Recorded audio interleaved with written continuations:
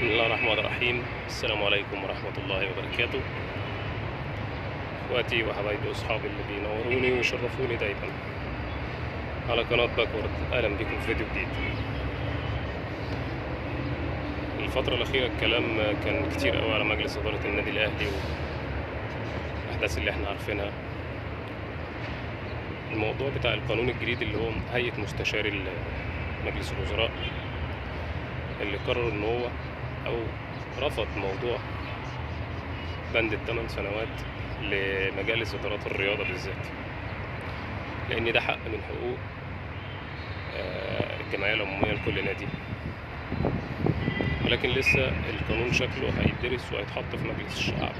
يعني محدش عارف، المفروض ان هو ملوش علاقه بمجلس الشعب، دي هيئات رياضيه، يعني محدش فاهم حاجه ومحدش عارف حاجة. والكلام ده حصل في 2017 لما حسن حمدي مشي ورجع بعد كده القانون اتغير.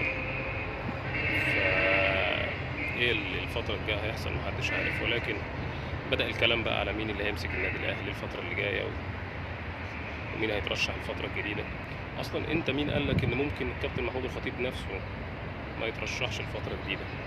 يعني هو نفسه ممكن إن هو ما يترشحش الفترة الجديدة، فانت بتفرض ليه؟ يعني القصه كلها قصه من ساعه ازمه مباراه القمه، وسامعين كده بقى حكايه خاصه الانديه وقصه كده الله اعلم بيها. الجماهير من ساعه ما سمعت المواضيع دي وهي منفعله جدا. الفتره اللي جايه فيها كلام كتير قوي قوي قوي في الرياضه المصريه. تابعوني في الفيديوهات اللي جايه عشان تعرفوا ايه اللي ممكن يحصل، بس ما تنسوش تنتشروا اللايك للفيديو واشتركوا في القناه وفعلوا الجرس على الكل. واهم حاجه صلوا على النبي، اللهم صل وسلم وزد وبارك عليك يا سيدي يا حبيبي يا رسول الله. اشوفكم في فيديو جديد وكل سنه وانتم طيبين. تحياتي ليكم، سيبكم في رعايه الله. سلام. بسم الله الرحمن الرحيم. السلام عليكم ورحمه الله وبركاته. اخواتي وحبايبي واصحابي اللي بينوروني ويشرفوني دايما على قناة باكورد، اهلا بكم في فيديو جديد. الفترة الأخيرة الكلام كان كتير قوي على مجلس إدارة النادي الأهلي والأحداث اللي احنا عارفينها.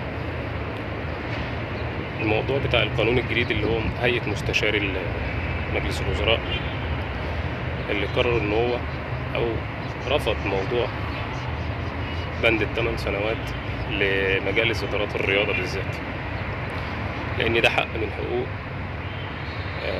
الجمعية العمومية لكل نادي، ولكن لسه القانون شكله هيدرس وهيتحط في مجلس الشعب.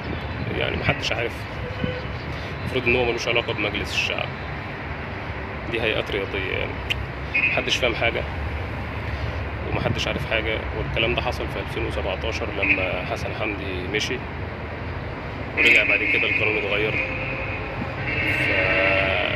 ايه اللي الفترة الجاية هيحصل محدش عارف، ولكن بدأ الكلام بقى على مين اللي هيمسك النادي الأهلي الفترة اللي جاية ومين هيترشح الفترة الجديدة.